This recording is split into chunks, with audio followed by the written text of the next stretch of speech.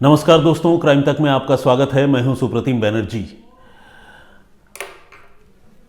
कई बार लोग ये कहते हैं कि मुझे कोई सीरियल किलर की कहानी आप सबको सुनानी चाहिए, कोई ऐसी घटना सुनानी चाहिए जो बहुत सनसनीखेज हो और जिसमें कातिल एक के बाद एक लोगों की जान लेता जा रहा हो।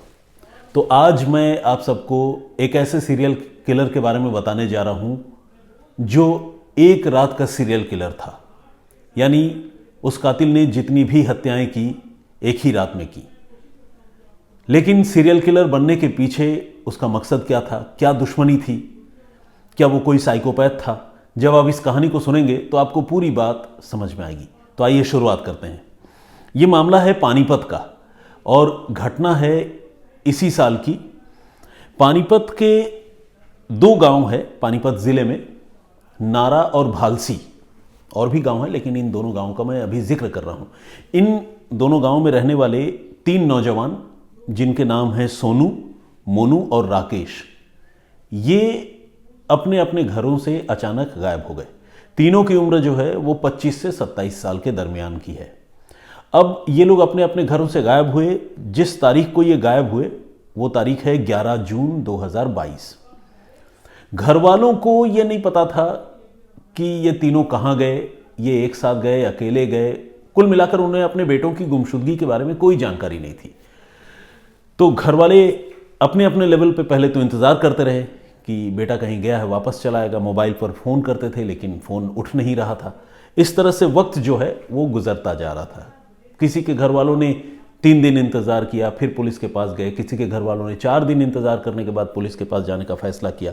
तो इस तरह से गायब तीनों लड़के बेशक एक साथ हुए थे, लेकिन तीनों लड़के की तलाशी का जो काम है वो अलग अलग चल रहा था।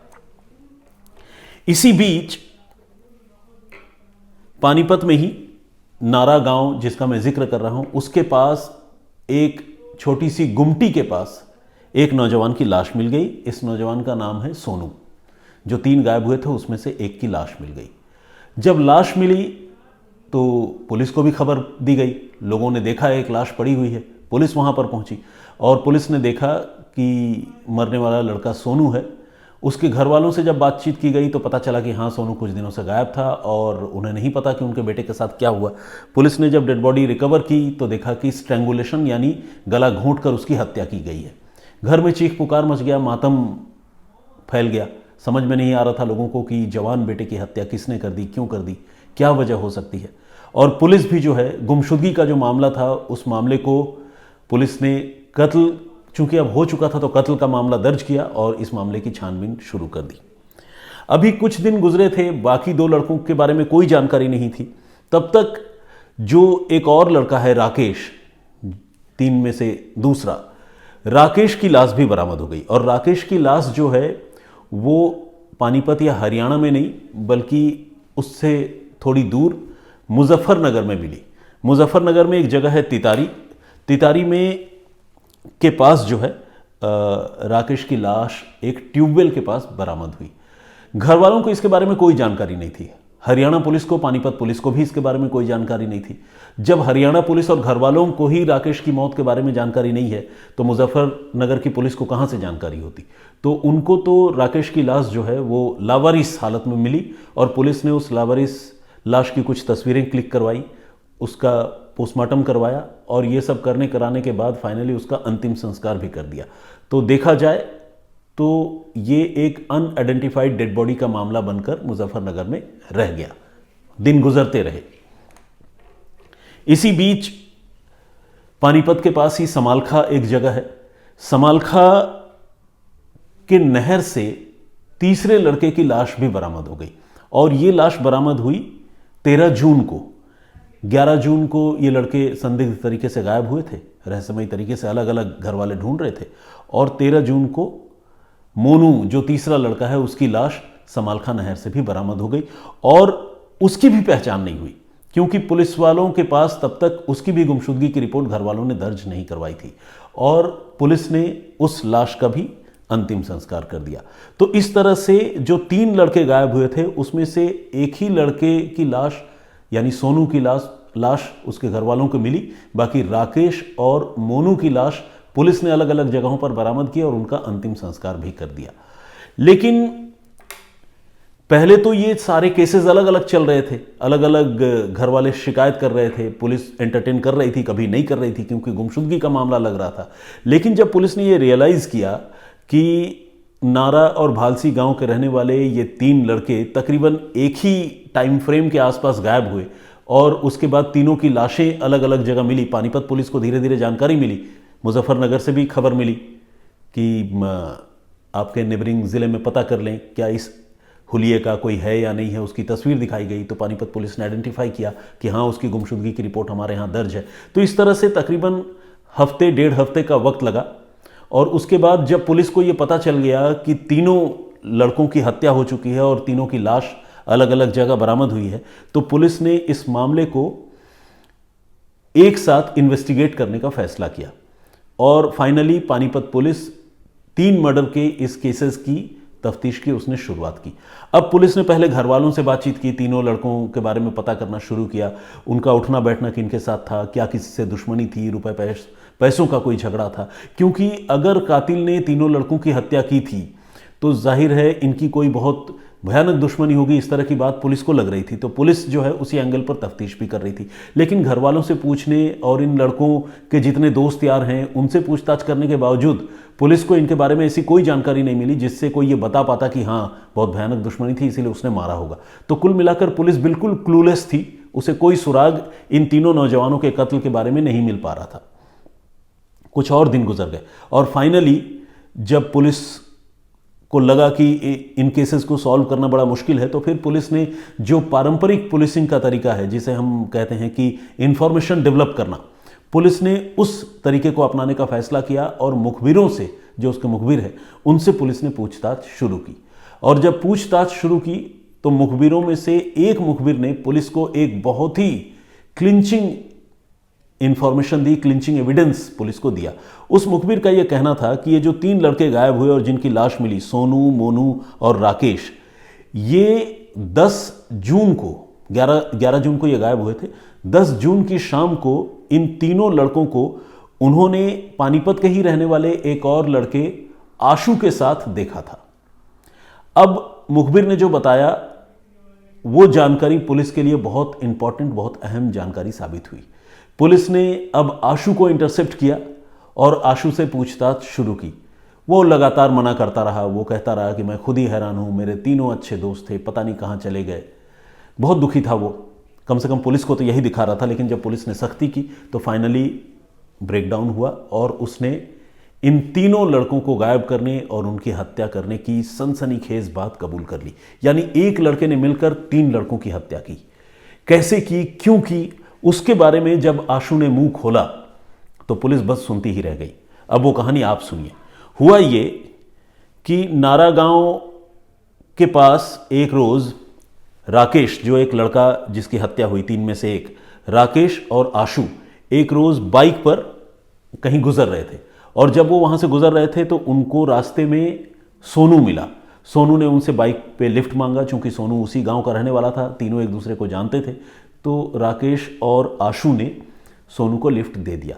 कुछ दूर तक तीनों आगे गए और फिर तीनों में आपस में बातचीत हुई और तीनों ने कहा कि चलो हम ड्रिंक करते हैं, शराब वगैरह पीते हैं। तो इस पर जो है राय बन गई, एक राय बन गई और सारे लोग मिलकर वहीं गांव के पास एक गुमटी के पास बैठकर शराब पीने लगे। तो यहाँ 3 लोग थे जिनका मैंने आपसे जिक्र किया, राकेश, आशु और सोनू।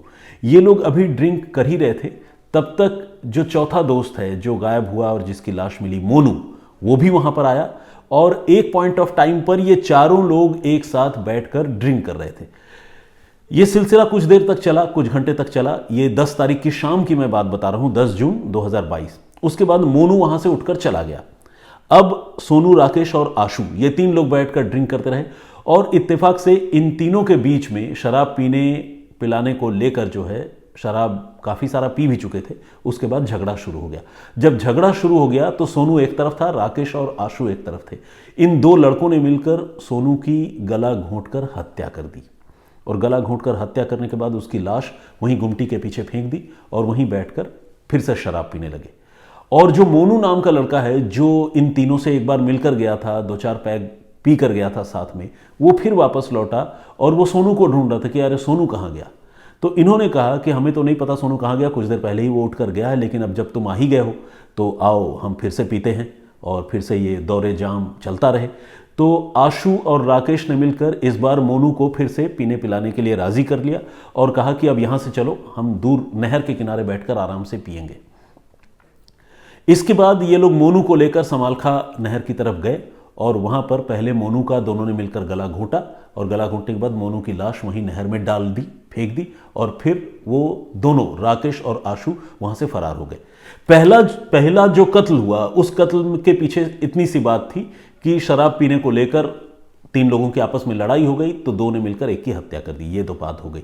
लेकिन जो दूसरा कत्ल हुआ मोनू का कत्ल राकेश और आशु ने मिलकर सिर्फ इसलिए किया क्योंकि उनको ये लग रहा था कि मोनू ने सोनू को हमारे साथ देख लिया है और अब जब हमने सोनू का कत्ल कर दिया है, कल को जब उसकी लाश मिलेगी या उसके बारे में किसी को कुछ पता नहीं चलेगा तो मोनू हो सकता है कि हमारा राज फाश कर दे, तो इसीलिए अब हमें मोनू को मारना बहुत ज़रूरी है। इन्होंने आंखों आंखों में बात कर ली, आपस में इशारेबाजी कर ली, मोनू को पता भी नहीं चला। राकेश और आशु अब उसे लेकर गए, गला घोंटा, उसकी हत्या की, उसकी लाश वहीं नहर में डाल दी और वहाँ से फरार हो गए। अब 2 दोस्त बचे थे, 4 में 2 दोस्त बचे थे। राकेश और आशु ने बहुत गहरे दोस्त थे और इन दोनों ने अब तय किया कि चलो 2 लोगों को तो हमने मार दिया, किसी को इनके बारे में पता भी नहीं है, किसी ने हमें इनके साथ देखा भी नहीं है, तो अब हमें चिंता करने की कोई बात नहीं, चलो अब हम आगे और घूमने चलते हैं। फिर इन्होंने तय किया कि वो हरिद्वार जाएंगे पानीपत से और उन्होंने मुजफ्फरनगर का रास्ता लिया। लेकिन यहां एक और धोखे की कहानी इंतजार कर रही थी। हुआ ये कि ये जो आशु नाम का लड़का है, इसके दिमाग में कुछ और साजिश चल रही थी। आशु ये सोच रहा था कि जिस तरह मैंने राकेश के साथ मिलकर पहले सोनू और मोनू की हत्या की और सारे सबूत मिटा दिए, लेकिन राकेश अब जिंदा है, इस कत्ल का चश्मदीद है, मेरे साथ उसने मर्डर किया, कहीं अगर इसने मुंह खोल दिया तो हो सकता है कि मैं कल को पकड़ा जाऊं। ये बात आशु के दिमाग में चल रही थी और राकेश, उसका जो जिगरी दोस्त था, वो इस बात से बेखबर था। अब राकेश और आशु निकल तो गए हरिद्वार के लिए। मुजफ्फरनगर के पास जिस जगह का मैंने आपसे जिक्र किया, तितारी, वहां पर एक ट्यूबवेल के पास बैठकर इन्होंने फिर से पीने पिलाने का सिलसिला शुरू कर दिया और ये 10 और 11 जून की दरमियानी रात थी। और इसी पीने पिलाने के सिलसिले में, पीने पिलाने के क्रम में आशु ने साजिशन राकेश को बहुत ज्यादा शराब पिलाई और जब राकेश, जो शाम से ही पी रहा था, वो जब बिल्कुल बेकाबू हो गया तो आशु को लगा कि यही राइट टाइम है कि अब वो राकेश की भी हत्या कर दे। तो उसने वहां राकेश की गला घोंटकर हत्या की, ठीक उसी तरह से जिस तरह से उसने राकेश के साथ मिलकर सोनू और मोनू की जान ली थी। और फिर उसकी लाश वहीं ट्यूबवेल के पास छोड़ी और फिर वहां से फरार हो गया। और ये ऑब्वियसली हरिद्वार तो गए नहीं, फिर वापस घूम फिर करके पानीपत अपने गाँव में आकर वो चुपचाप बैठ गया, रहने लगा। इसके बाद की पूरी कहानी आपको पता है। आशु की गिरफ्तारी हुई 27 जून को। अब जो कल मैंने आप सबसे एक सवाल पूछा था, उस सवाल का जवाब आप सबको मैं देना चाहता हूं। मैंने ये पूछा था कि वो कौन सा जीव है जिसका खून जो है वो पारदर्शी होता है। बहुत सारे लोगों ने आंसर दिया है, उसके बारे में बात करूंगा। सबसे पहले तो मेरा जो उत्तर है, मेरा जो आंसर है वो है लॉबस्टर यानी झींगा मछली। बहुत सारे लोगों ने एक और जीव का नाम लिया है जिसे क्रोकोडाइल आइस फिश कहते हैं और ये उत्तर भी सही है क्योंकि क्रोकोडाइल आइस फिश के बारे में ये बताया जाता है कि उसके ब्लड में जो रेड ब्लड पार्टिकल्स या रेड ब्लड सेल्स होते हैं वो गैर मौजूद होते हैं, नहीं होते हैं, तो इसीलिए उसका खून भी जो है वो मतलब विदाउट एनी कलर होता है। तो ये भी एक इन्फॉर्मेशन है जो मुझे लगा कि मुझे आप सबसे वो बात शेयर करनी चाहिए। तो क्रोकोडाइल आइस फिश के बारे में सबसे पहले जो है हमारे दर्शक प्रदीप भांबू जी ने बताया, ये भी उत्तर सही है। हालांकि इसके बारे में मुझे नहीं पता था, मैं आप सबको बताऊं, मुझे तो लॉबस्टर यानी झींगा मछली के बारे में ही पता था जिसका खून जो है वो ट्रांसपेरेंट होता है।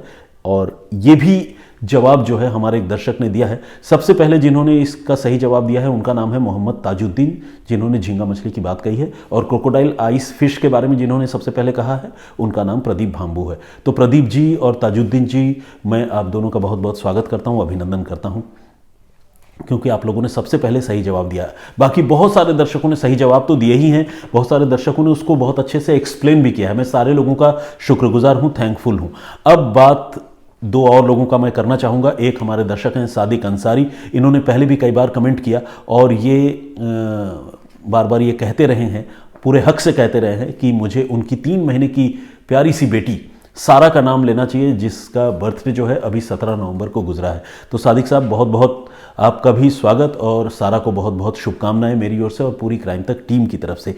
इवांका बिश्नोई हमारी एक दर्शक हैं, नाम तो बिल्कुल जिसे कहते हैं इवांका ट्रंप की मुझे याद आ गई, हालांकि ये एक कोइंसिडेंस हो सकता है।